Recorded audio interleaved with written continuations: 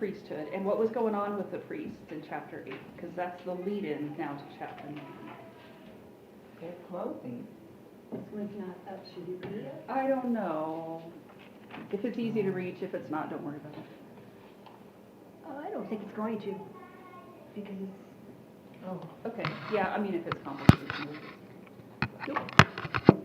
All right. Okay, so what was happening with the priests in chapter 8? 7 days. Go ahead. Moses was blessing them, giving them the instructions on what to wear and what to do in their priestly role. Right. And there was this whole ordination ceremony, right? And it was simple, straightforward, and took like 2 minutes, right? No. So what 7 days, and they went through this ceremony every day for 7 days. Do you remember anything about that ordination? Or what stood out to you when we went through all the They details? were washed Yes? and cleansed Yes? before their priestly clothes were put on. Yes? And the sons just wore like plain linen. But the high priest, Aaron, had ornate clothing Right? that was kind of like royalty. Yes, Royalty colors. that's right. A lot of symbolism. Yes, which is going to be important today. And then once they had their clothes on, were they good to go? they had to repeat this 7 days in a row, right? Yeah, and they had to do sacrifices, right? And it wasn't just any sort of sacrifices, they had to do purification sacrifices, burnt offerings, and then there was a fellowship offering that was modified, remember, where they put the blood on their ear and their thumb and their toe, and just this picture, and then they had oil as well. So there's this like repeated stages of purification where what's being communicated is you go from a state of just normal to holy, holier, holiest. Basically, you're getting as holy as you can be through all of these stages of consecration and purification, and then you do it 7 times. Why? Because he said. Why do you think he said? What do you think he's I communicating believe it would do it. by having them do it 7 times? It's, completion. Yeah, so that symbolism of the number 7, and that it's a thorough, it's as thorough a setting apart as it can be. So these are the holiest people, ceremonially speaking, these are the holiest people in the nation. And they have to be the holiest people in the nation because of the job they're about to do. Okay, so we just had that full week of all those sacrifices, all that ceremony, and now's the day 8, at the end of that is where we pick up now in chapter 9. So, do you want to add anything else about chapter 8 before we look at chapter 9? Okay, so let's read Leviticus 9. On the 8th day, Moses summoned Aaron and his sons and the elders of Israel. He said to Aaron, "Take a bull calf for your sin offering and a ram for your burnt offering, both without defect, and present them before the Lord. Then say to the Israelites, take a male goat for a sin offering, a calf and a lamb, both a year old and without defect, for a burnt offering, and an ox and a ram for a fellowship offering, to sacrifice before the Lord, together with a grain offering mixed with oil. For today the Lord will appear to you." They took the things Moses commanded to the front of the tent of meeting, and the entire assembly came near and stood before the Lord.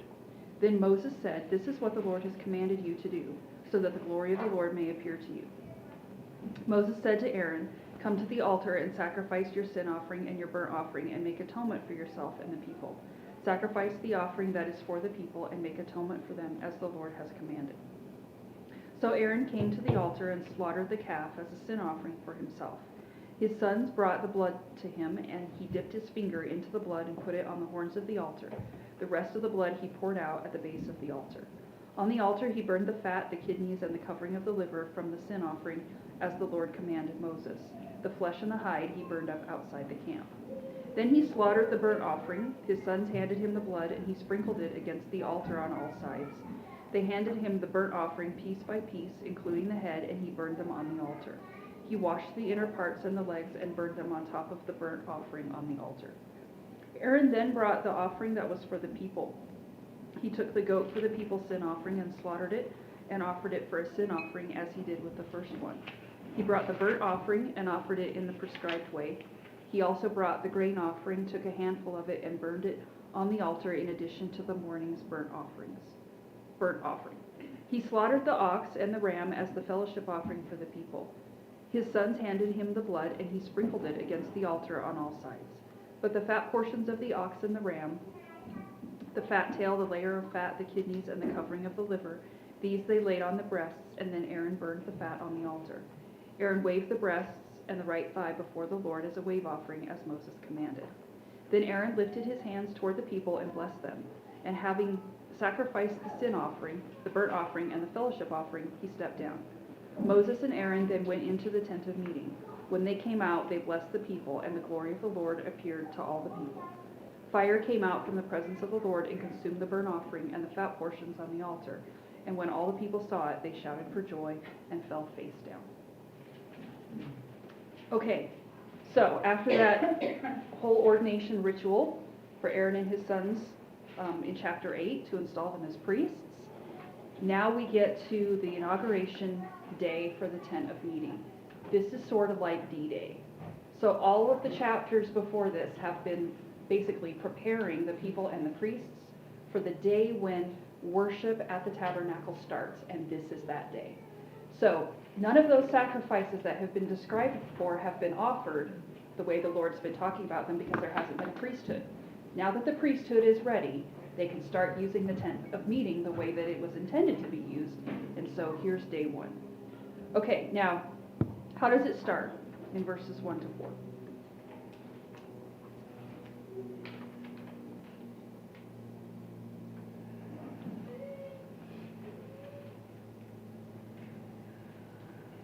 Is the 8th day significant?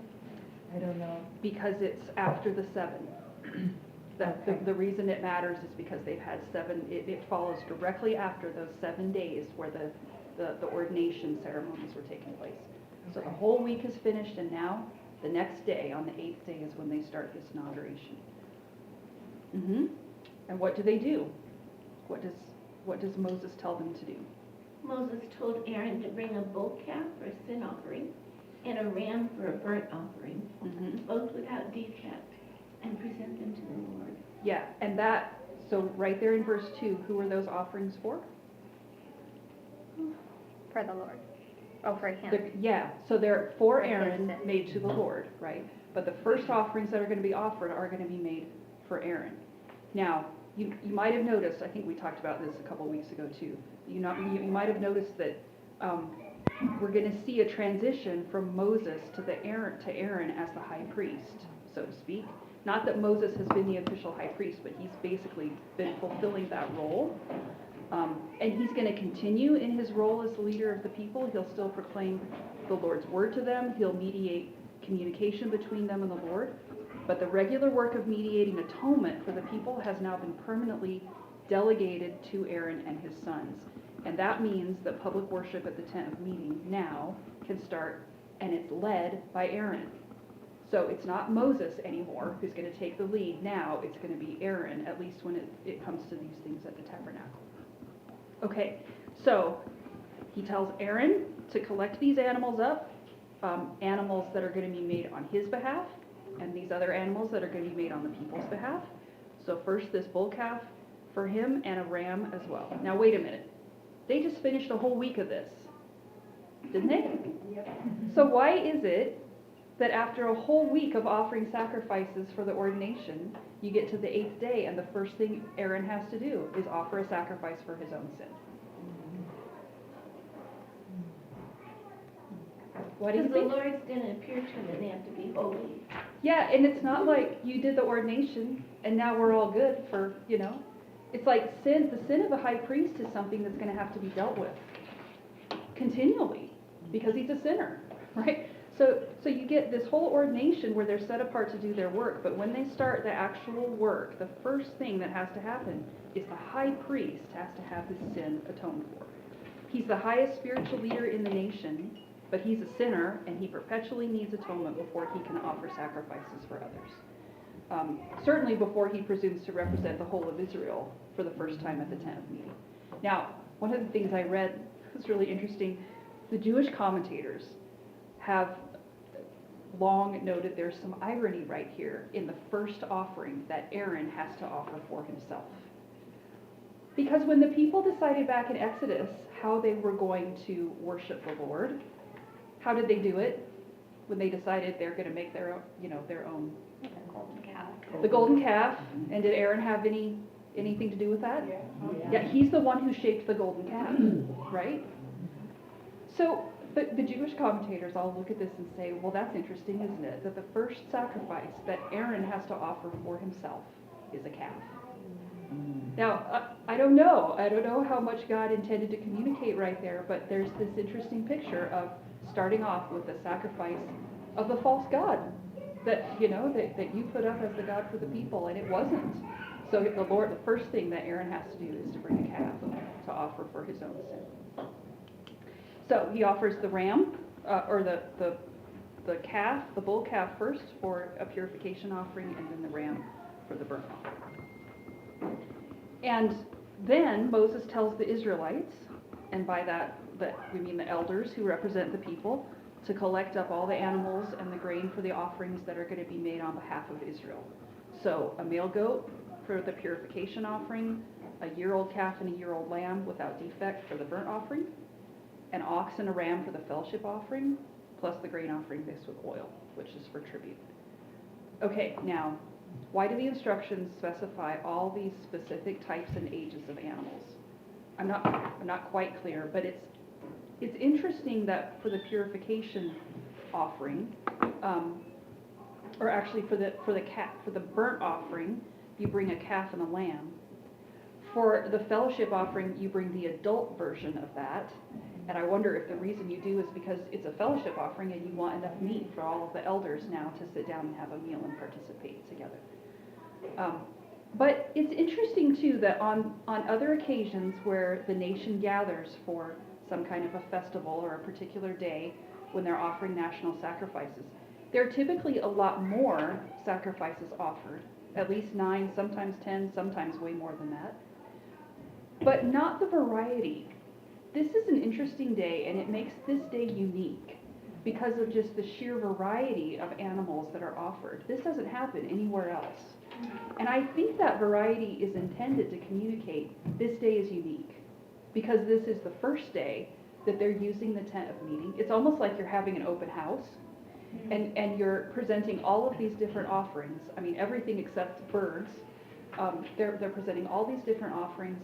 And of course, if you're an Israelite who's watching all of this, just as you watch it happen, what you're seeing is all of the different sacrifices that the Lord has commanded for these different offerings that are brought.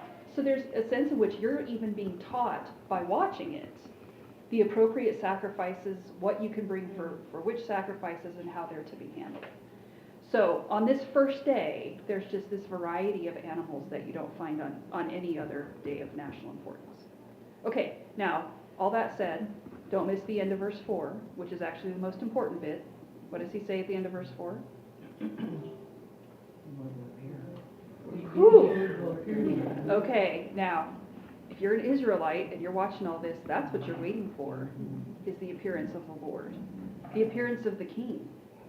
Because it's an indication not just that he's present, but that he accepts your worship and he welcomes you into fellowship with him.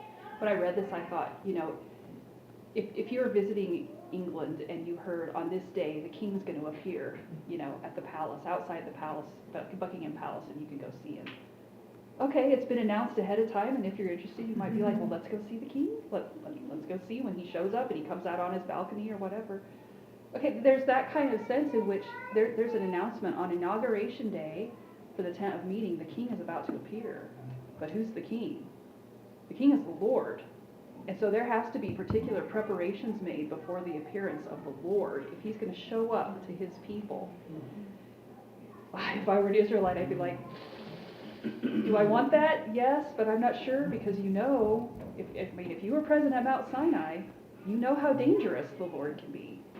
So they're going to go through all these sacrifices before the Lord appears. But that's what you're waiting for, is the appearance of the Lord on this day. Okay, so what happens then in verses 5 and 6?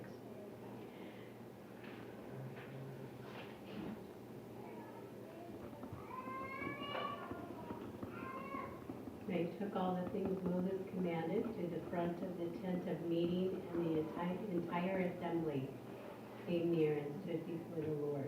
Yes. Waiting. Yes. Now that language is significant, that idea of drawing near and of standing before. The reason it's significant is because drawing near is potentially dangerous, and standing before communicates this idea of waiting on a king. And Moses, well, then what does he say in verse 6?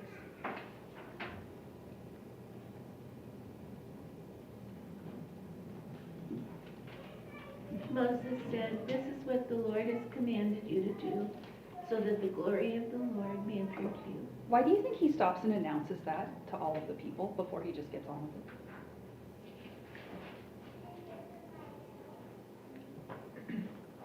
So they take it seriously? Yeah, and so they know, I mean, again, think about this in relation to that background of the golden calf, right? If you are going to worship a golden calf, you can go through worship however you want, right? You can decide for yourself how you're going to draw near to it. You can decide how you're going to worship.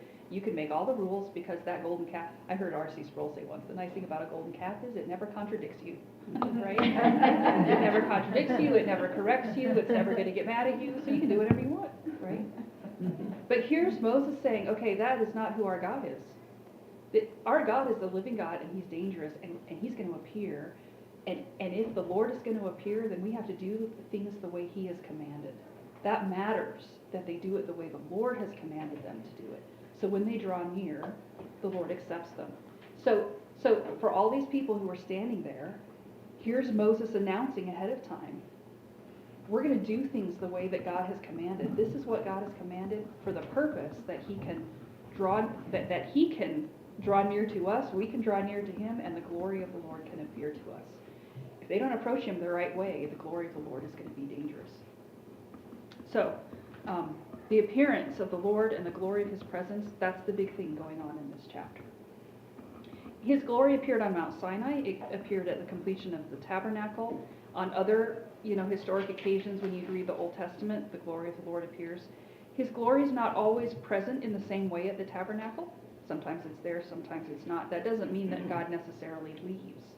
But it's the visible presence of the Lord is different at different times. So right here, what you're getting is this idea that the return of God in his glory is something to be looked for, and it's going to be visible not just inside the tabernacle, but outside of it too. So all the sacrifices are designed to make that possible. Now, what happens then in verse 7?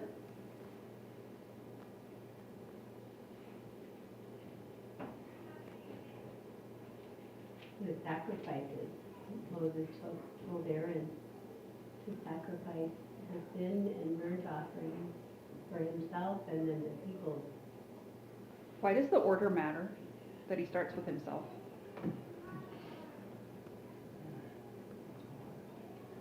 Because he's a high priest. Mm-hmm. Keep going. Goes back to that pollution that you were talking about. Like if he's not clean, then everything that he does is also unclean, also sinful. That's right. So if he's going to represent the nation, he has to be clean first. So he always has to deal with his sin before he deals with the sin of the people. So Aaron comes, he's told, come and make the purification offering and then the burnt offering for himself first, then the offerings for the people, and then that way he'll make atonement both for him and for them. So the Lord, he's not barring people from his presence just because he's standoffish. He's got them at a distance because his holiness is dangerous to them as sinful human beings. But God wants them to draw near. He wants them to come near to him, to be at one with him. But that's only possible through sacrifice and a high priest. Okay, so then what happens in verses 8 to 14? Well, first in verses 8 to 11.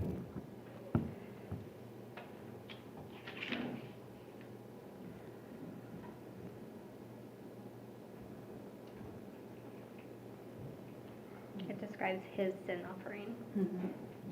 Why do you think that it gives you all of the details instead of just saying, and Aaron did it? I think it's a model or a pattern and to show how serious it is. Mm-hmm. And it matters that they follow the details exactly the way they've been instructed. If they don't do the sacrifice the way they've been told, there's going to be a problem. So it details for us that Aaron did it the way that he had been commanded to do it. So he comes and offers the sacrifices for himself with the help of his sons. Starts with the purification offering, which is what logically comes first in the order. He uses the blood of the calf to cleanse the altar. Then he burns the organs and the fat on the altar, the portion that belongs to the Lord, all of that in line with what we saw about the purification offering in chapter 4. And you notice, like in chapter 8, he doesn't go into the tabernacle to cleanse the incense altar, as they're commanded in chapter 4. But I think the reason is because they don't need to purify a place they haven't been yet. So because nobody's been inside the tabernacle yet, they don't cleanse it yet. But that will be a typical part of purification later. And then what happens to the rest of the meat and the hide? I mean, that would normally go to the priests, but what happens here? Yep, it gets burned outside the camp because it's offered on behalf of the priest, and he can't benefit from his own purification offering. So everything else from the sacrifice is burned up outside the camp. And then the burnt offering for himself, which is the general offering for atonement, that's the one that's completely burned up. So Aaron slaughters the ram, splashes the blood against the sides of the altar, and then burns the whole of the animal on the altar. Okay, so now he's taking care of the sacrifices for himself. Then what does he do in 15 to 21?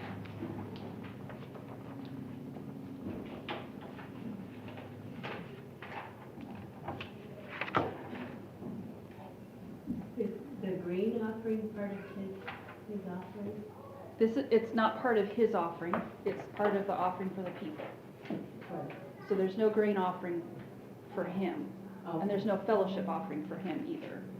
Well, I mean, the obvious question is why not? And I think it's because the purification offering and the burnt offering are the ones necessary for him to do his job. So he just offers the things necessary for him to do his work as the high priest.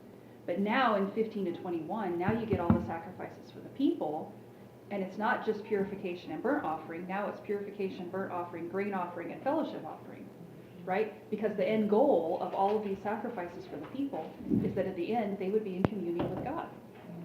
So you get all of these steps where you get purification, atonement, tribute, and then fellowship. And all of that's represented in these sacrifices that are brought on behalf of the nation. So he takes the goat, slaughters it for their purification, uses the blood to cleanse the altar. Then he slaughters the calf and the lamb for the burnt offering. That's the one that gets entirely consumed on the altar. Then he takes a handful of the grain offering. That's the tribute brought by the people. Burns the remembrance portion on the altar. And then he slaughters the ox and the ram as the fellowship offering for the people and splashes the blood against all the sides of the altar. Burns the organs and the fat on the altar. Takes out the priest portions, waves them before the Lord.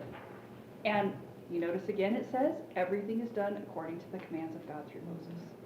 So important that they do everything exactly the way God commanded them to. Okay, so they've gone through all these sacrifices, first for the high priest, then for the people.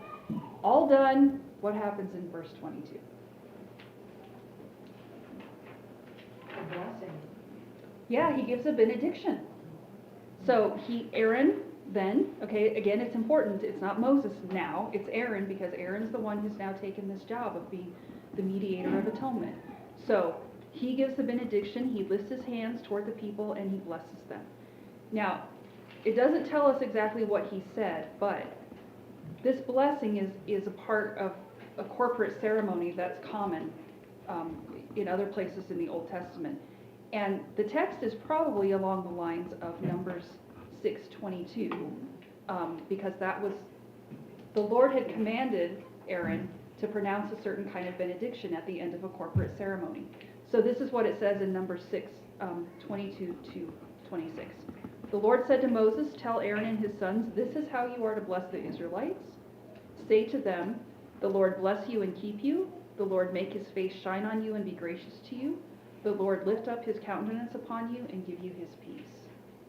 Okay, now just think about what's being said in that kind of benediction and how it connects to the tent of meeting.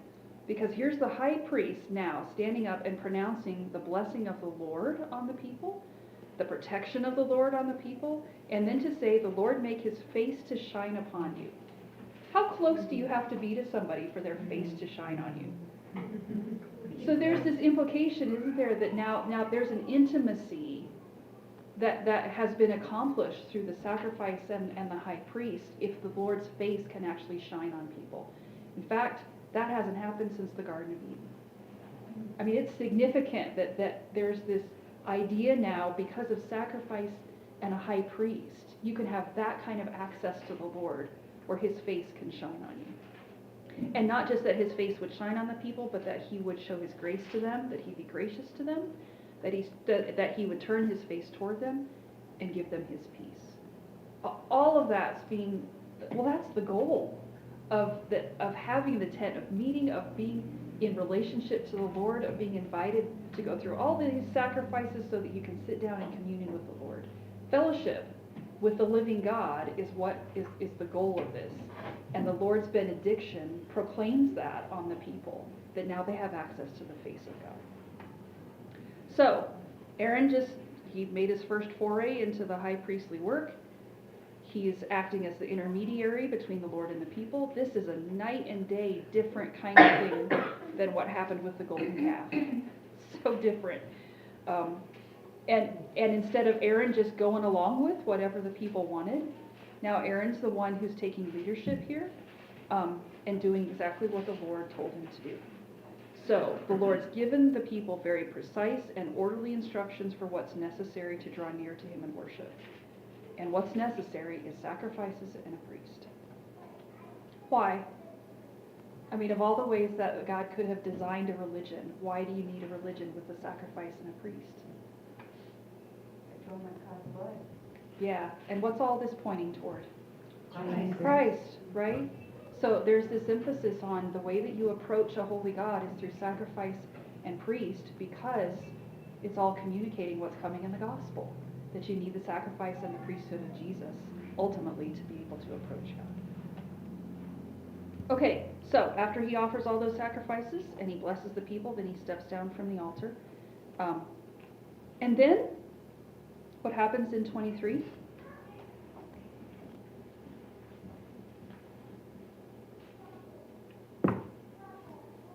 They go into the tent of meeting, Mm-hmm. and when they come out, the glory of the Lord appeared. Yeah.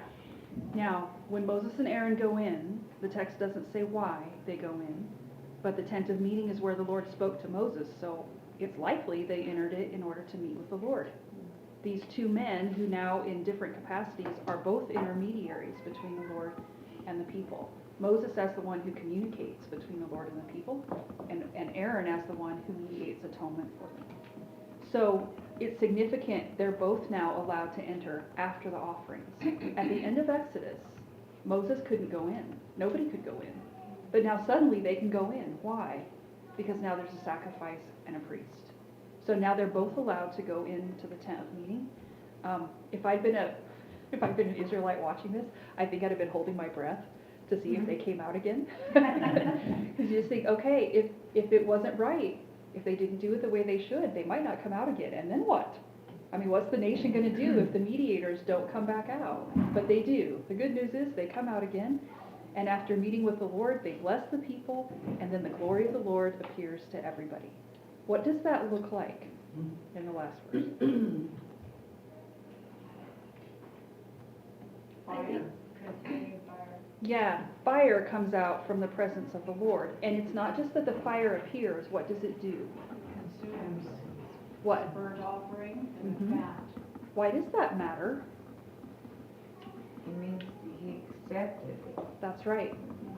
So, logically, it would be the people who would get consumed. But instead of the people getting consumed, it's the sacrifices that get consumed. The sacrifices stand in for the people, and the Lord accepts their worship, consumes the sacrifices in place of them, and if he accepts their worship, it means he accepts them. So now they have this open fellowship between them and him. Now, fire, it's interesting that it's fire. Fire is often associated with appearances of God. So think like the burning bush, the fire on Mount Sinai, the fire that consumes Elijah's offerings on Mount Carmel, the dedication of the temple, there's fire. The day of Pentecost, there's fire. all of those because the appearance of God often involves fire. Why do you think that is? Why do you think that God makes use of fire so often when he appears to people? To get their attention? Mm-hmm. So he could have appeared as a huge cloud in the sky, right? Why fire in particular? Fire is frightening. Fire's dangerous. Mhm. It's also awe-inspiring. I think Mhm. it's beautiful. That's right. Uh-huh. Fire consumes. Yes. Fire burns up all the sin. Yep. So it consumes and it purifies. It's dangerous and it's beautiful, right? It's scary, but it compels you. I mean, have you ever seen like a huge bonfire where it's just like, wow, it's amazing, and something about it once, you know, you want to get closer to it, but not too close. I can't remember if I told you this maybe a couple weeks ago, but I remember watching this video of a guy who, he was out in the ocean in a boat, little dinghy, and he's paddling around in his little boat, and all of a sudden this whale comes up out of the water, and I mean not just like a little appearance, I mean it comes way up out of the water, splashes down next to this guy in his dinghy, and I didn't know what was coming when I watched the video, and I was like, oh my goodness. And I thought, if I were that guy in the dinghy, I would be scared to death.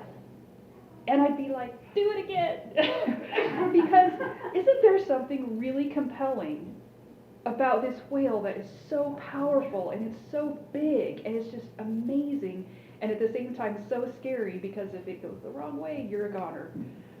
I think there's something of that going on with the Lord and this appearance of the Lord as fire. It's something that compels you to come to him, but it's beautiful and it's attractive and it's compelling, and yet at the same time it's something that makes it clear it's dangerous. Is Like- there any connection with the Holy Spirit? Yes, there is. I think that's why when you get to the day of Pentecost, the presence of the Holy Spirit is portrayed as fire. Yep, yeah. So you're compelled toward him, but you can't just come to him as if he's your next door neighbor. He's dangerous, and the fire makes it clear. He's consuming, and if you're not on the right side of him, that consuming will destroy you. If you are on the right side of him, it will consume your sin without consuming you, because it consumes the substitute of the sacrifice in your place. So, so much communicated, so much symbolism communicated by the fact that God appears as fire. And what's the people's response? It's interesting, they don't run away screaming. What do? They fall down on their faces. Yes? And shout for joy. And shout for joy. Okay, now think about the magnitude of what just happened. The appearance of the Lord and his acceptance of their sacrifice means now the tabernacle really is fulfilling its purpose of not just being God's dwelling place in the midst of his people, but also the place where he meets with them and he accepts their worship and he offers them his hospitality. So through a priest and a sacrifice, they can have fellowship with the living God. And if you've been a witness to this, I expect that every time after that, when you saw the fire on the altar, you would have this visual reminder of the tangible, glorious, dangerous, all-consuming presence of God. Yeah. Is there any connection to the lake of burning sulfur? Only in the To sense. what?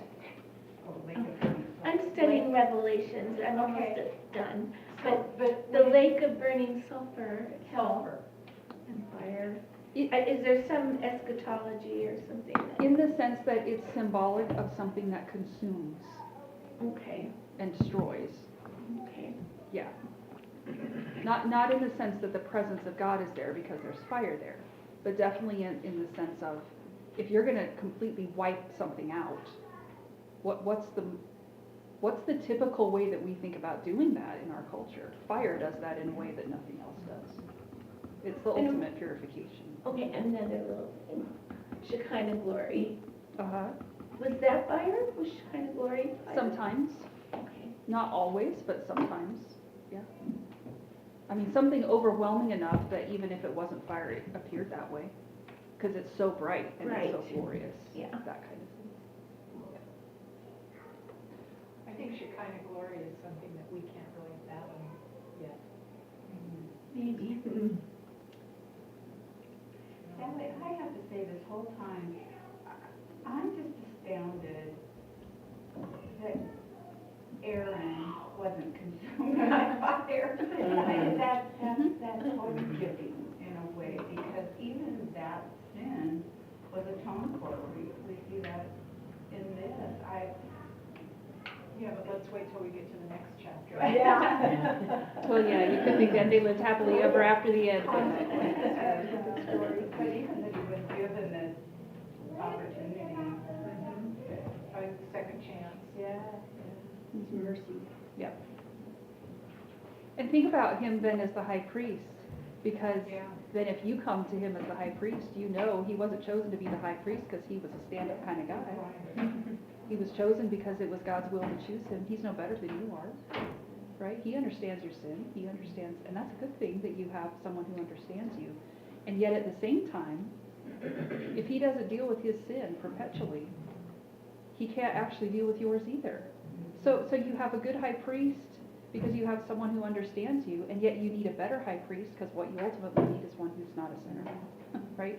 You need one who can't ever get on the wrong side of God, because if he gets on the wrong side of God, you get on the wrong side of God. Yeah. Well, okay, now on that note, how are these things relevant to us? I don't know why, but I keep thinking about, and I can't find the verse. It was in a message long ago, and it really had an emphasis on me, but I can't find the verse. The Psalms, where when we come to pray, we need to have a clean heart. And is it in Psalms? It's not 51, 10. And it's not creating me a clean heart, but do you remember? Come with, with clean hands, that sounds more like it. But I know as a young wife, that really had a very, it has always stuck with me. So- If I'm gonna come to prayer, I better have a clean heart. So Psalm 24, this isn't the only one, so you might be thinking of a different one, but Psalm 24 says, "The earth is the Lord's and everything in it, the world and all who live in it. For he founded it upon the seas and established it upon the waters. Who may ascend the hill of the Lord? Who may stand in his holy place? He who has clean hands and a pure heart, who does not lift up his soul to an idol or swear by what is false." There are other places too in the Psalms where it talks about if you're going to approach God or pray to him, come with clean hands and a pure heart. Yeah. Yeah.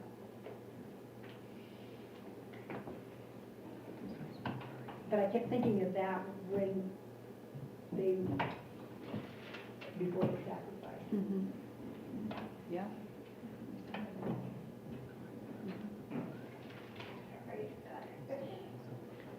When I read this too, I thought about a couple of verses from Hebrews.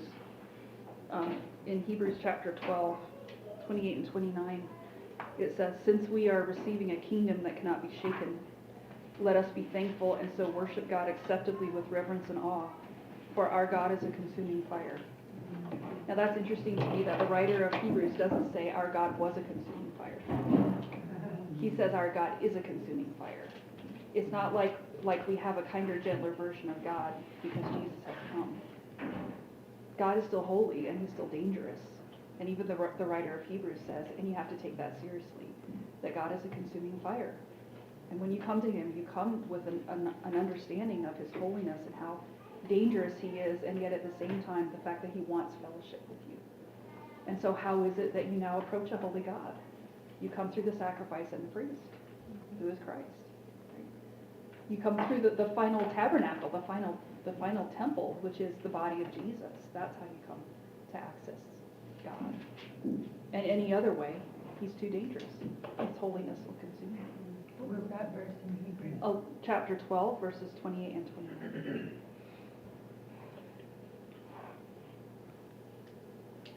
I've used this illustration before, and I stole it from a pastor, I'll just say that, but it made an impression on me when I heard it. Just by way of illustration, when you think about Jesus as the sacrifice who gets consumed in your place. So years and years, like 100 years ago or whatever, on the plains, on the Great Plains, where there's all this grassland, there were times when they would have these massive wildfires that would just sweep across the Midwest. And in places where it's just nothing but grass, if it's dry, it would spread, and you'd have a fire that was just miles wide, and it would go from west to east, and there was no way to stop it. And you have all of these small towns where people don't have cars, it's all like horses and stuff, and how do you get away from a fire that big? What do you do if it's just sweeping across the plains and you can't escape it? So what they would do is they would send somebody on horseback ahead to all of these little towns, and they would tell them, this fire's coming, it's going to be here, in a day or two or whatever. And then the people of the town, they would go outside of the town and they would start a fire outside of town, and they would burn out a whole big spot outside of town. And then when the wildfire came, they would go out with their families and their animals and whatever else they could take, and they would all stand in the burnout spot. So the fire would come sweeping through there, but they wouldn't get consumed by it because they're standing on the place that's already been consumed. Right? So the fire goes past them because they're standing on the burnout spot. And I heard this pastor say, okay, now think about that in relation to what Jesus did. Jesus is your burnt out spot. Right? Jesus is the place where you stand, where when the judgment of God comes, when the fire of God comes, it doesn't consume you. And the reason it doesn't consume you is because it already consumed Jesus in your place. And That- the blood on the doorpost. That's right. And that's the picture that you're getting right here. When the fire of the Lord comes, it comes, out where all the people are standing. They're sinful people. It should have consumed them, but it didn't. It consumed the substitute, the sacrifice in their place, because all that's pointing ahead to Jesus, who's going to be he's your burned out spot. He's what gets consumed instead of you. So now you can approach a holy God, not because he's less holy and not because you're less sinful, but because Jesus takes the judgment that you deserve. And now you can approach a holy God without the fear of being consumed, still with a fear, but with the proper fear, not the fear of being consumed, but the fear of knowing this God is not a golden calf. He's the living God, and he's compelling and dangerous at the same time.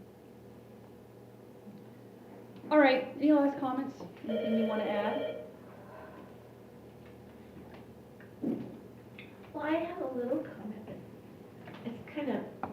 It's not bragging, but my son's tombstone, Mm-hmm. it had this whole blank on the back of it. And I just went over Bible verses. And the ones that came to me that I was kind of settling on were, your peace, you left me your peace, I can't remember. But anyway, my peace I give unto you. I decided finally, it just came to me, the erotic blessing in Numbers, and so I had that put on the. That benediction. Yeah, that benediction, yeah, and then that's where I'll be buried too. Yeah. So it's on the back there, and every time I go visit it, I read that, and I think of God giving, Aaron that blessing for the Israelites, and it's just I don't know, I just love it, so. And it's interesting when you say that, just as you were saying that, Donna, I thought, of course it's the high priest who pronounces that blessing on the people. Now think about that in relation to Jesus. I mean, how do we get that blessing from the Lord? It's because it's Jesus as the high priest who gives us that blessing. He's the one who stands up and blesses us and says, let the face of God shine on you because of what it is that he does. Yeah. I think it just came from God. Mm. That was, because I really was trying to figure it out. You have to tell him what it was. Yeah. So, anyway, it's just real sweet. Okay, we will stop there.